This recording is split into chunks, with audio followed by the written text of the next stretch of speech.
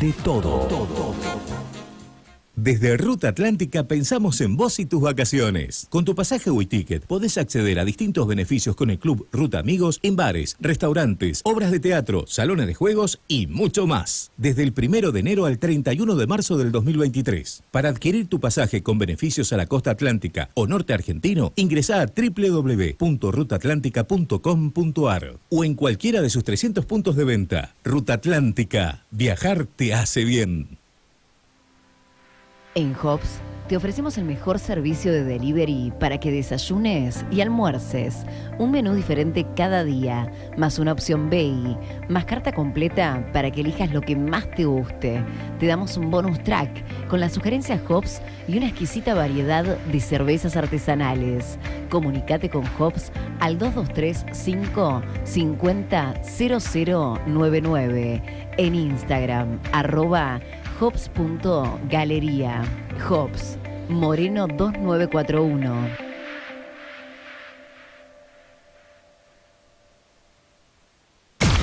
Mar del Plata, Buenos Aires, Argentina. Vorterix FM 104.5 MHz. Vorterix FM. La evolución de la radio. La evolución de la radio. Vorterix MDQ. Vuelta por el universo. Mañana de sábado en Vorterix Mar del Plata. Check-in 8 a.m. Check-out 10 a.m. Vuelta por el universo. Todo lo que pasa en la Tierra.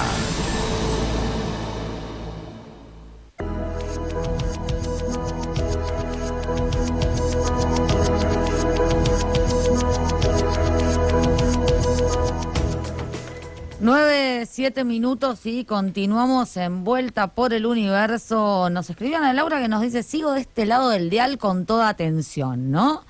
Le mandamos un saludo también, creo que lo dejamos abandonado, y a nuestro conductor, a Marcelo Rojas. Marcelo, no sé si nos estará escuchando. Claro, por ahí se despertó un poquito más tarde, bueno, pero ya a esta hora ya debe estar levantado. Ya tiene que estar levantado, si no nos escucha, ya lo vamos a castigar. Lo vamos a castigar, le vamos a mandar el programa para que lo escuche. Sí, grabación, te escuchás todo el programa que no estuviste y obviamente lo esperamos el próximo sábado porque yo en esta silla no me quedo, así que esta silla lo espera nuestro conductor Marcelo Rojas. Pero continuamos, hablábamos en los títulos de etapa de Corea del Sur y se inauguró esta semana, el 15 de marzo, y estará hasta el 31 de mayo en Buenos Aires, en la Casa por la Identidad, Espacio Memoria y Derechos Humanos, en la ex ESMA. La muestra Mujeres de Confort Coreanas en la Diáspora. Vamos a hablar con María del Pilar Álvarez, doctora en Ciencias Sociales, especialista en Corea del Sur, bueno, tiene muchos pergaminos al respecto, pero que además ha realizado la curaduría de esta muestra y estuvo dando una charla en la inauguración. María, ¿cómo estás? Melissa Centurión te saluda.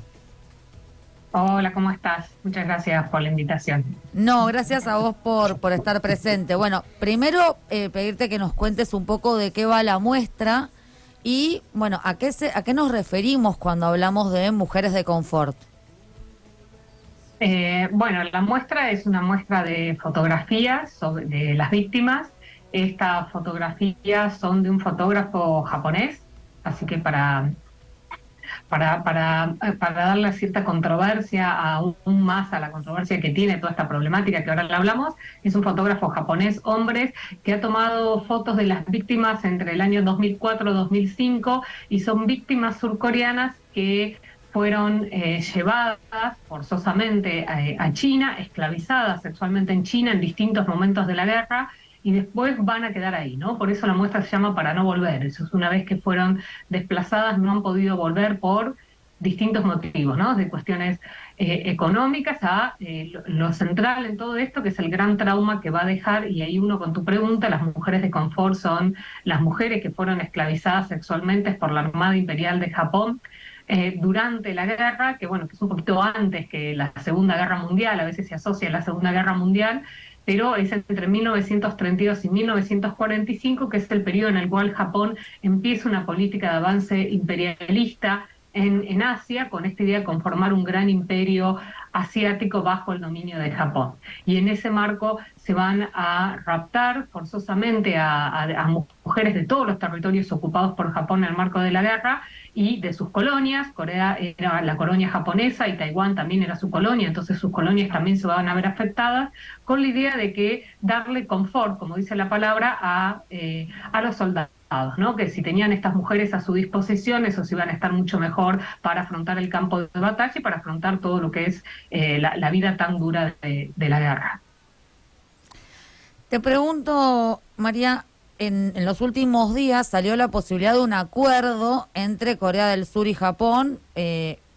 Básicamente el reclamo es de las mujeres, las sobrevivientes y de sus familias, el reconocimiento por parte de Japón de esto que sucedió, ¿no? ¿Podría avanzarse en este acuerdo?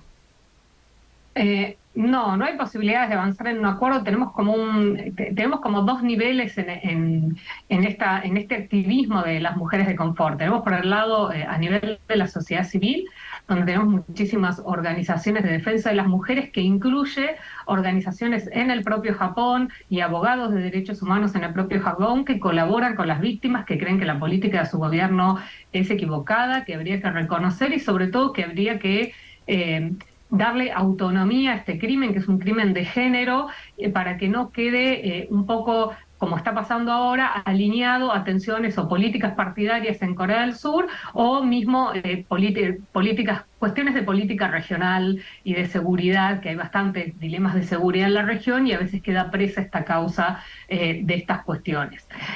Lo que ha pasado es que, que Japón en 1992 igual reconoció que las mujeres habían sido llevadas en contra de su voluntad, pero nunca se pudo acordar una política de resarcimiento que tenga en cuenta las demandas de todas estas organizaciones de la sociedad civil, y también de reconocer que las víctimas son todas. Las víctimas son surcoreanas, o coreanas en el caso de las que estamos conmemorando en esta muestra, pero también hay chinas, también hay holandesas, también hay filipinas. Entonces, que son todas estas mujeres esclavizadas, por lo cual cualquier política tiene que reconocer el crimen que se hizo en todas esas mujeres y no en un país en particular.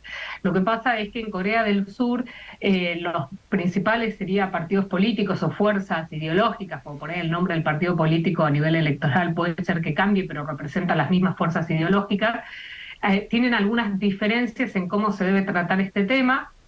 Y una de esas diferencias es que el Partido Conservador, que justamente es el que está actualmente en el gobierno, cree que es mejor, sería no revolver en el pasado, no hablar tanto de esta causa, negociar algo rápido con Japón, porque ellos necesitan, y eso es lo que cree el Partido Conservador, ¿no? Necesita una alianza militar estratégica más fuerte con Estados Unidos y con Japón para afrontar los conflictos con Corea del Norte.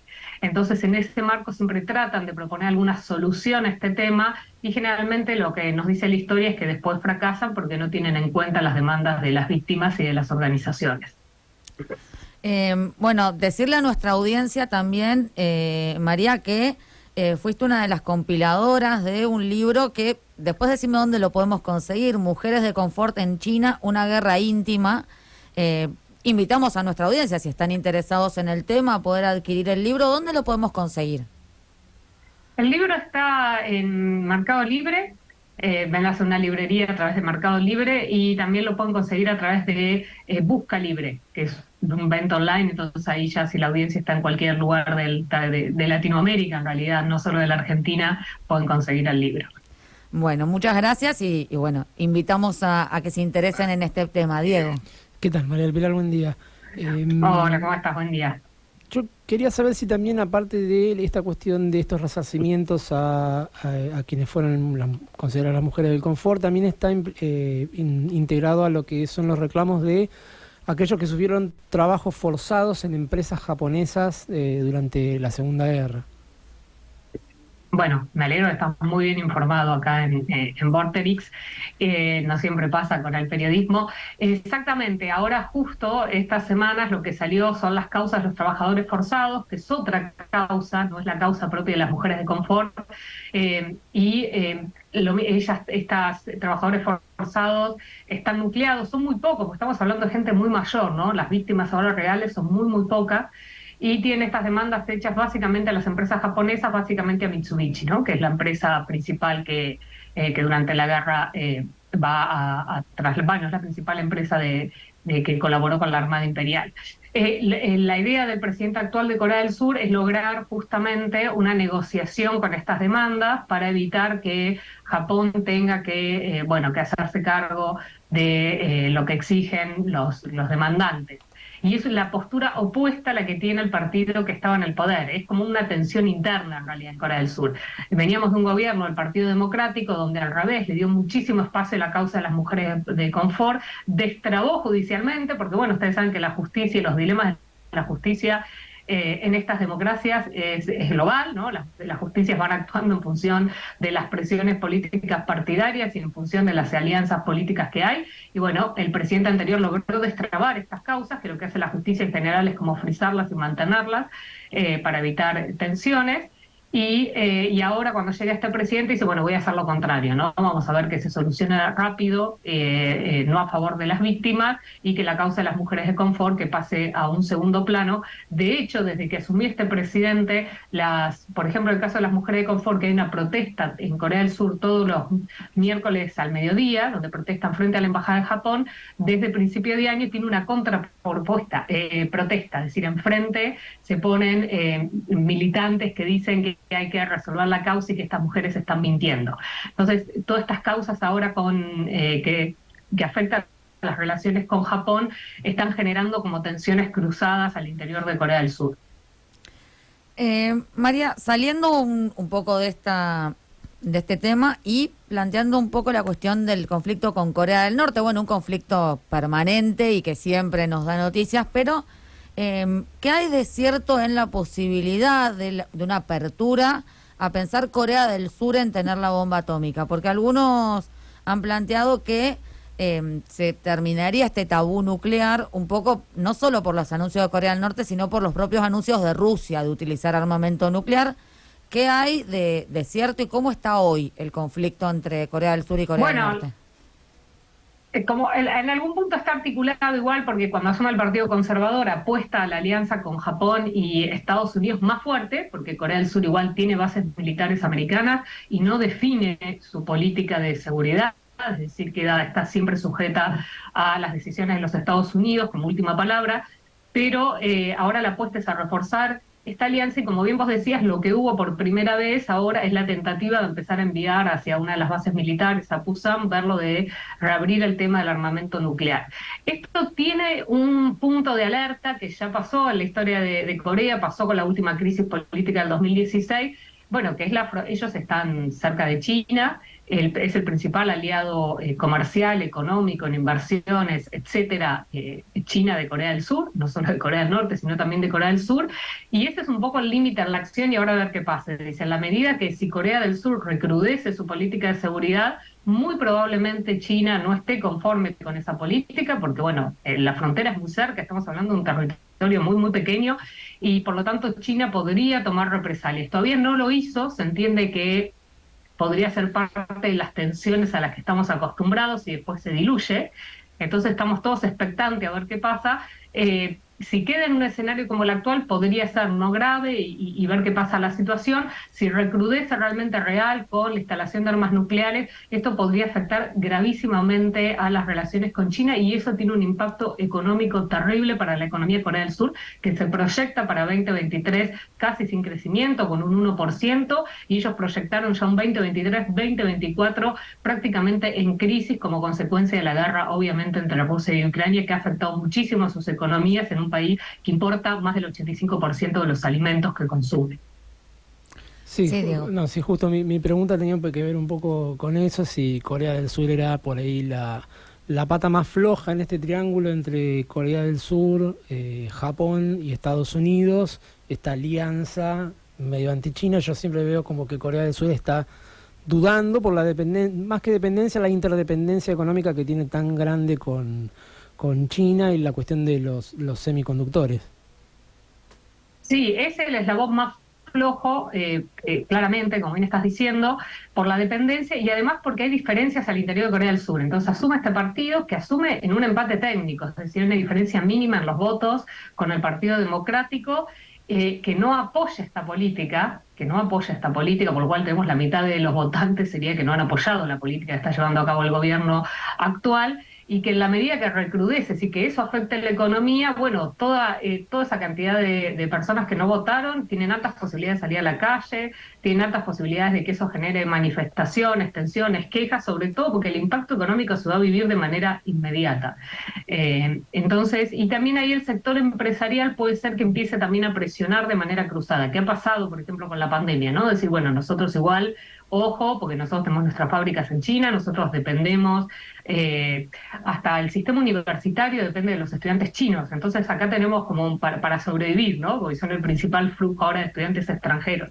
Entonces ahí tenemos un escenario muy, muy delicado, que en la medida que la alianza se recrudezca es muy difícil de equilibrarlo, ¿no? Entonces habría altas chances de que se convierta nuevamente en el eslabón más frágil y genere algunas demandas internas para distender la situación. Mencionaste las previsiones para la economía de Corea del Sur de este año y del próximo año.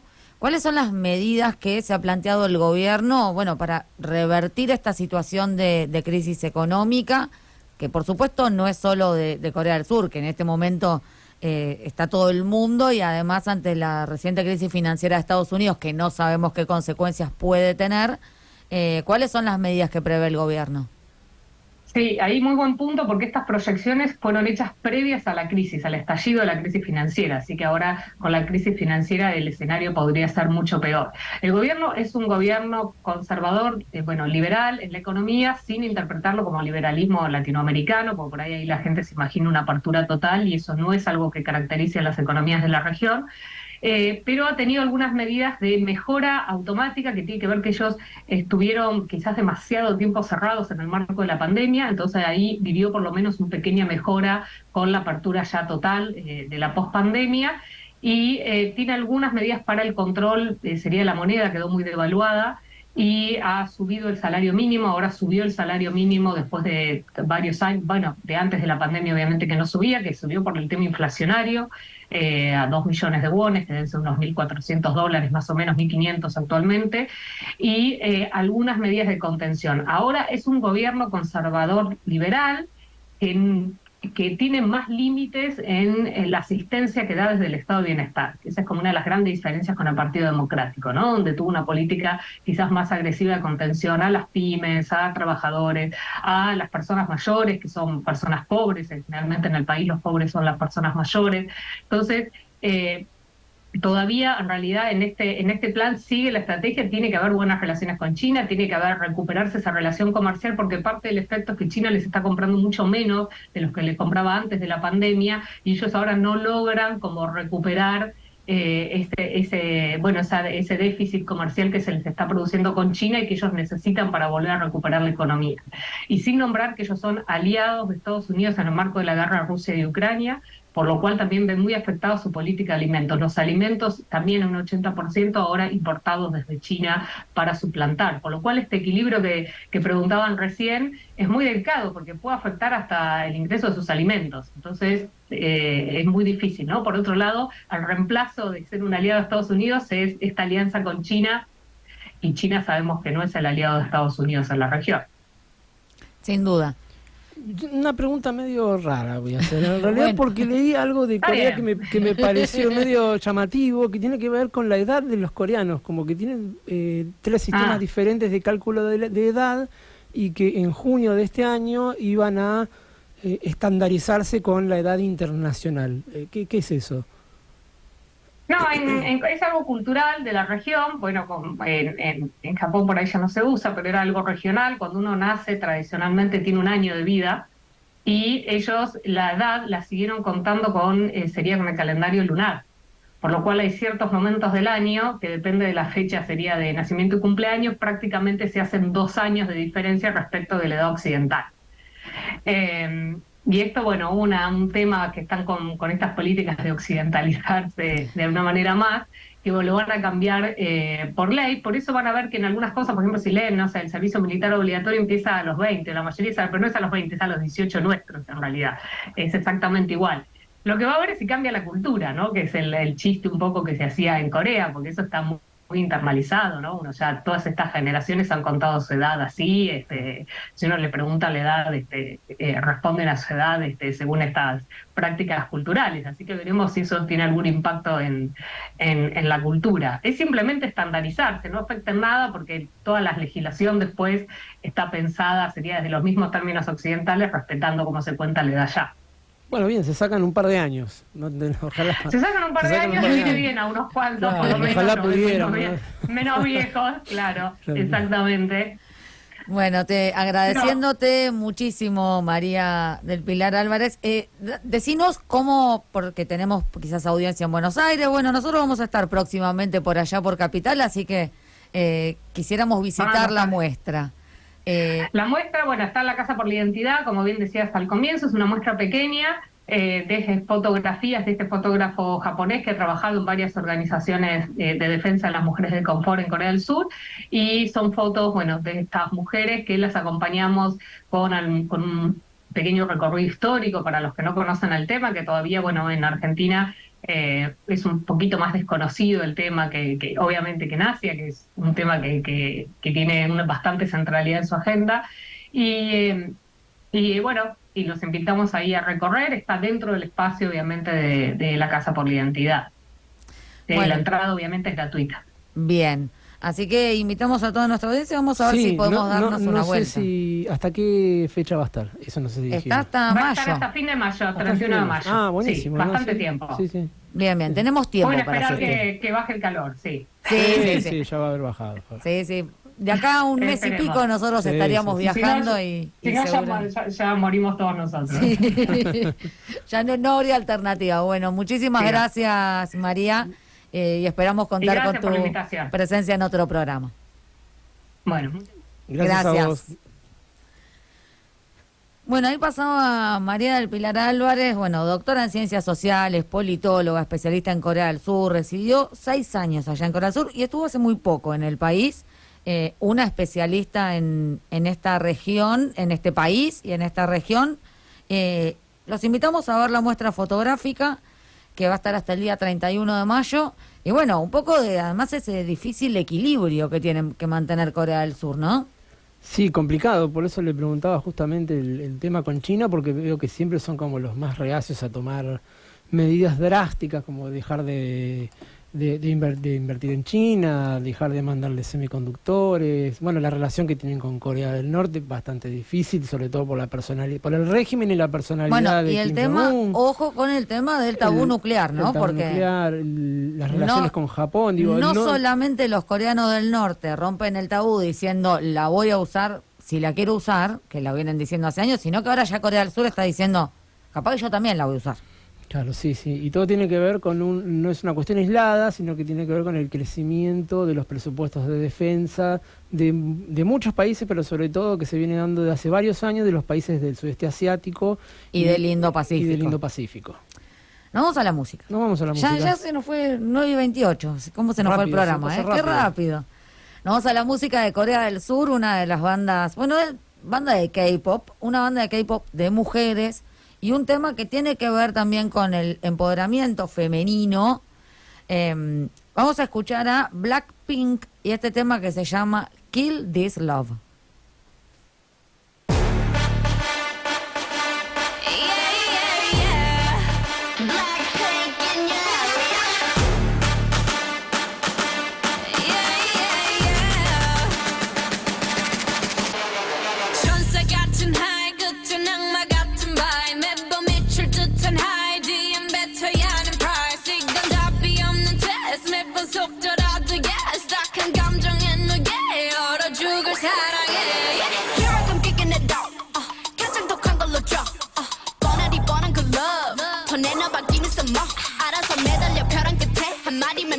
해볼래 해 그 따뜻한 떨림이 새빨간 설렘이 마치 해변가겠지만 you might not get in it. Look at me, look at you. 누가 더 아플까?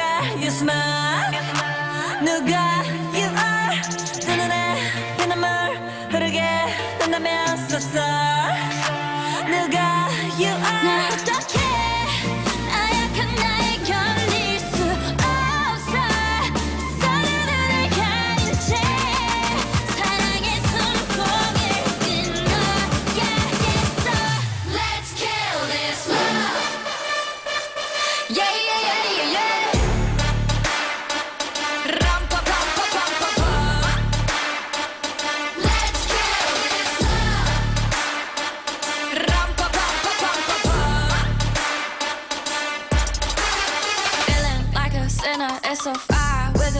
for a who?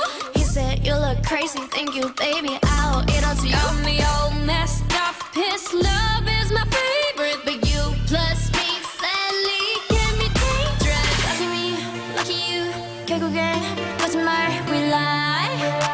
So what, 만약에 내가 널 지우게 된다면 so sorry, I'm not sorry. 나 어떡해, 나 약한 날 견딜 수 없어. 했던 눈물을 감춘 채 사랑의 숨통을 끊어야겠어. Let's kill this love. Yeah, yeah, yeah, yeah, yeah. Ram-pa-pa-pa-pa-pa-pa.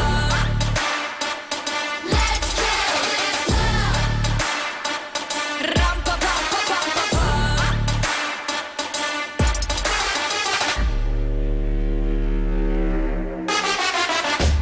We all commit to love that makes you cry. Oh, we're all making love that kills you inside. Yeah, we must kill this love. Yeah, it's sad but true. Gotta kill this love before it kills you too. Kill this love. Yeah, it's sad but true. Gotta kill this love. Gotta kill. Let's kill this love.